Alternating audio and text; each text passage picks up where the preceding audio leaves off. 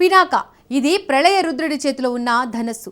దీని నుంచి బాణం వెలువడితే శత్రువుల స్థావరాలు క్షణాల్లో భస్మం కావాల్సిందే.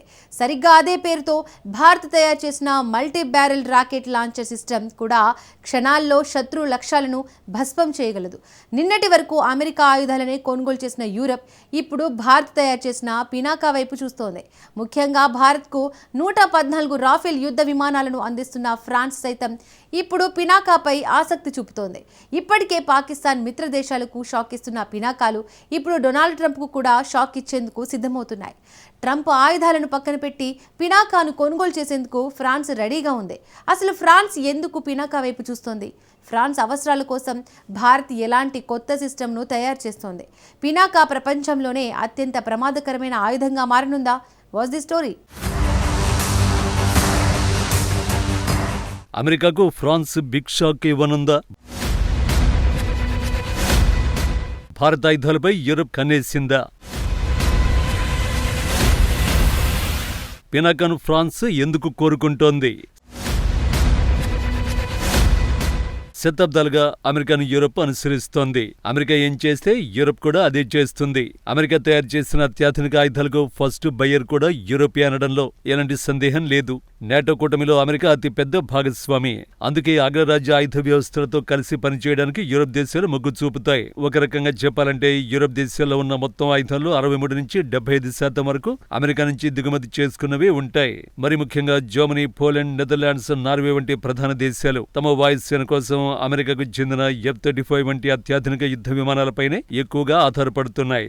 F-35లు అత్యాధునికమైన 5th జనరేషన్ యుద్ధ విమానాలు. వీటితో పాటు హైమార్స్ క్షిపణి వ్యవస్థలు, ప్యాట్రియేట్ వైమానిక రక్షణ వ్యవస్థలు కూడా ఇందులో కీలకమైనవి. అయితే ఇటీవల అమెరికా వ్యవహార శైలి మారుతోంది. దశాబ్దాల స్నేహాన్ని కూడా పక్కన పెట్టేస్తోంది. మిత్ర దేశాలపై బెదిరింపులకు దిగుతోంది. ఈ ధోరణి మరి ముఖ్యంగా ట్రంప్ వచ్చిన తర్వాతే మొదలైంది.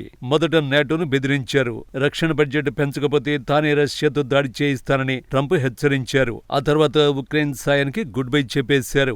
తాజాగా గ్రీన్లాండ్ ను ట్రంప్ టార్గెట్ చేశారు. గ్రీన్లాండ్ కోసం యుద్ధానికి కూడా సిద్ధమని ప్రకటించడం ఇప్పుడు ప్రకంపనలు సృష్టిస్తోంది.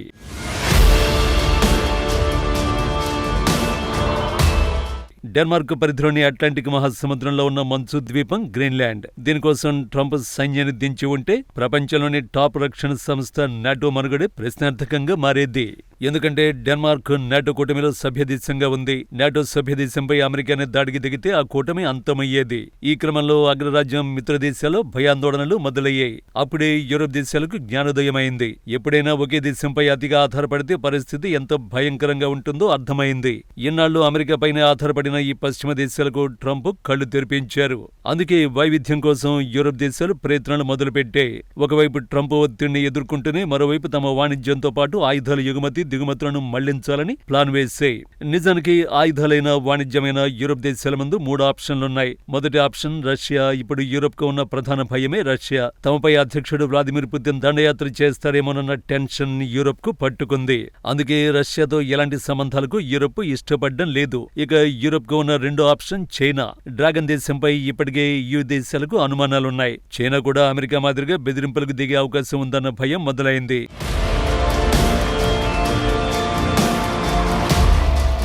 యూరోపియన్ యూనియన్ కు చివరి ఆప్షన్ ఇండియా. నిజానికి భారత నమ్మకమైన భాగస్వామి, మిత్రదేశం. ఈ విషయం ప్రపంచానికి చాలా స్పష్టంగా తెలుసు. భవిష్యత్తులో భారత్ సూపర్ పవర్ గా ఎదుగుతుందన్న అంచనాలు ఉన్నాయి. అందుకే ఇప్పటి నుంచే భారత్ తో స్నేహం కోసం చాలా దేశాలు ప్రయత్నిస్తున్నాయి. పైగా ప్రస్తుతం వాణిజ్యపరంగా చైనాకు ప్రత్యామ్నాయంగా ఉన్న అతి పెద్ద మార్కెట్ ఇండియా. అంతరిక్షం, రక్షణ రంగాల్లో కూడా భారత్ ఇటీవల కాలంలో దూసుకు వెళుతోంది. అత్యాధునిక ఆయుధాలను తయారు చేస్తూ ప్రపంచాన్ని ఆకర్షిస్తోంది. అందుకే జనవరి 27న Bharat mother of all deals పై EU సంతకం చేసింది. నిజం చెప్పాలంటే ట్రంప్ భయం నేపథ్యంలో భారత్ పెట్టిన షరతులన్నింటికి యూరప్ కళ్లు మూసుకుని తల ఊపింది. ఎందుకంటే గ్రీన్లాండ్ విషయంలో EU పై మళ్లీ సుంకాలను విధిస్తానని ట్రంప్ బెదిరించారు. ఒకవేళ అమెరికా సుంకాలు విధిస్తే ప్రత్యామ్నాయం చూసుకోవడం యూరప్ కు అనివార్యంగా మారింది. అందుకే భారత్ తో ఫ్రీ ట్రేడ్ డీల్ ను EU కుదుర్చుకుంది. నిజానికి భారత్ తో సంబంధాల విషయంలో యూరోపియన్ దేశాలన్నింటికంటే ఫ్రాన్స్ ఓ అడుగు ముందే ఉంటుంది. గతంలో పాకిస్తాన్ కోసం అమెరికా, కొన్ని యూరప్ దేశాలు భారత్ను తీవ్ర ఇబ్బందులకు గురిచేశాయి. భారత్కు ఆయుధాలను ఇచ్చేందుకు కూడా నిరాకరించాయి. కానీ యూరప్ కూటమిలో ఉన్నప్పటికీ ఫ్రాన్స్ ధైర్యంగా ముందుకొచ్చింది. క్లిష్ట సమయంలో భారత్కు అండగా నిలిచింది.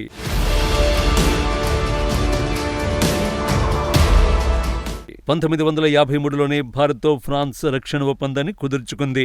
ఔరగాన్ పేరుతో ఫ్రాన్స్ తయారు చేసిన 71 యుద్ధ విమానాలను అప్పట్లో భారత్కు అందించింది. ఆ తర్వాత మిస్టరీ, జగువార్, మిరాజ్ 2000తో పాటు ఇటీవల రాఫెల్ వరకు ప్రతి కొత్త తరం యుద్ధ విమానాన్ని భారత్కు అందజేసింది.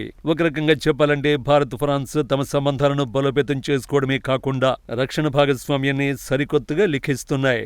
వైమానిక దళ సామర్థ్యాన్ని పెంపొందించే దిశగా 114 రాఫెల్ యుద్ధ విమానాల కొనుగోలుకు భారత్ పచ్చ జెండా ఊపింది.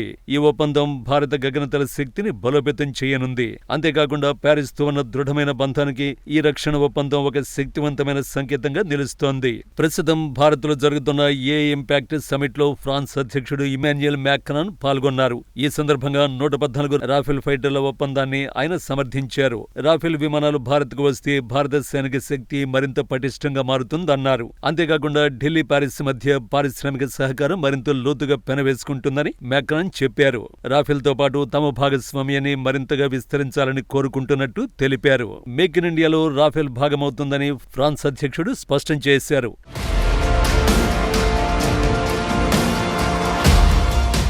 అయితే ఇప్పటివరకు ఫ్రాన్స్ నుంచి ఆయుధాలనే కొన్న భారత్ ఇప్పుడు ప్యారిస్కు కూడా ఆయుధాలను విక్రయించేందుకు సిద్ధమైంది. స్వదేశీ పరిజ్ఞానంతో తయారు చేసిన Pinaka multi barrel rocket launcher సిస్టంపై ఫ్రాన్స్ ఆసక్తి చూపుతోంది.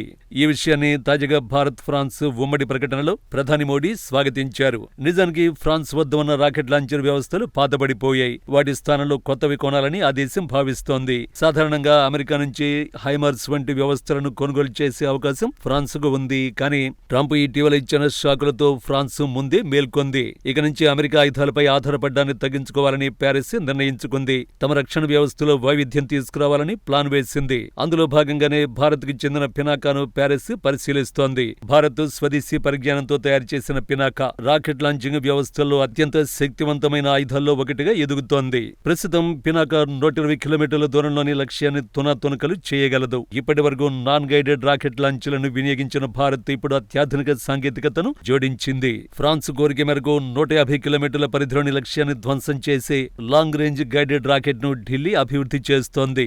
2 నెలల క్రితమే ఈ Pinaka long range guided rocket ను భారత్ తొలిసారి విజయవంతంగా పరీక్షించింది.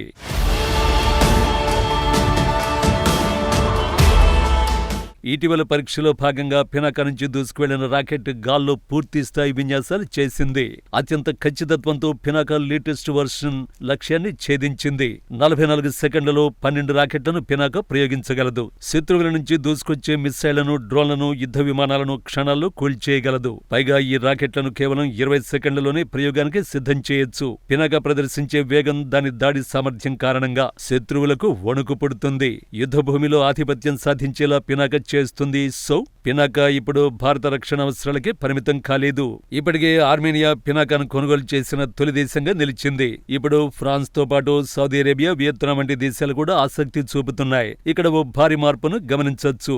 భారత్ ఇప్పుడు పాశ్చాత్య దేశాల అధునాతన సైన్యాలకు కూడా ఆయుధాలు సరఫరా చేసే స్థాయికి చేరుకుంటోంది.